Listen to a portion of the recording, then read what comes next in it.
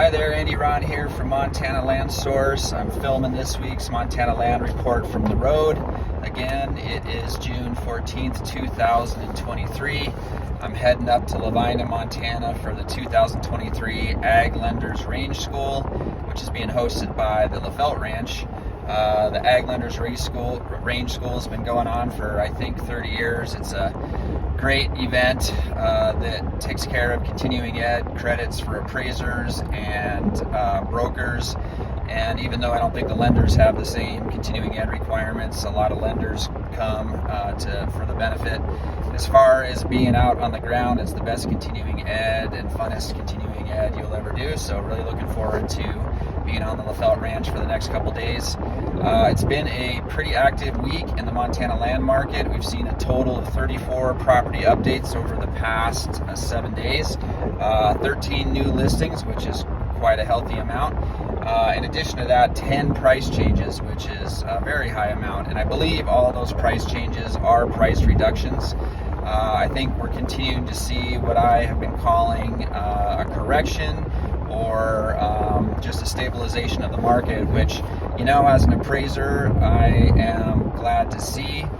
During really hot, overheated times like what we saw in 2021, 2022, it's very exciting. It's a lot of fun for a lot of people. It's good, of course, for sellers, good for brokers, good for buyers if they find what they want. But it also has some instability to it and just makes the market a bit sloppy, a bit messy. So, again, as an appraiser, I like to see it when the market is stable, and I think that's what we're seeing. Another thing I'm noticing, a lot of the listings that are hitting the market, and we are continuing to see a slow rebuild of the low inventory. A lot of the listings do seem to be rapid relists, so properties that only sold a year or two ago. I have talked in the past, I've speculated in the past about we might see somewhat of a secondary market, if you will. With all that rush to buy in the past couple of years, it seems plausible that a certain percentage might wash out. A lot of purchases were made fairly impulsively, it seems. So people who made those purchases, might not fully realize what they're getting into. We did have a fairly good winter this winter, pretty cold, that kind of thing. So harsh winters, smoky summers, that kind of thing might be part of causing new buyers to decide it's not what they wanted. I haven't had a chance to follow up and call some of these brokers and flesh that out, and it's not enough statistically to say whether it's a true force of the market, but just anecdotally, it's what I'm seeing. Properties, some of these new listings were just sold a year or two ago, and the pricing on those properties is not necessarily any higher than what they sold for. So I think that's recognition that prices have stabilized.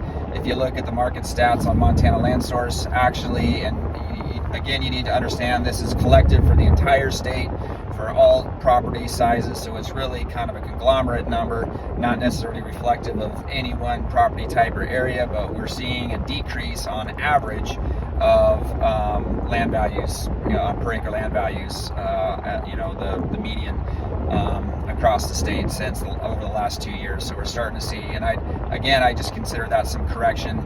We are also, though, seeing some high price sales, so you can't generalize too terribly much, but in general, I think we're in a correction period. I'm, for one, glad to see it as an appraiser.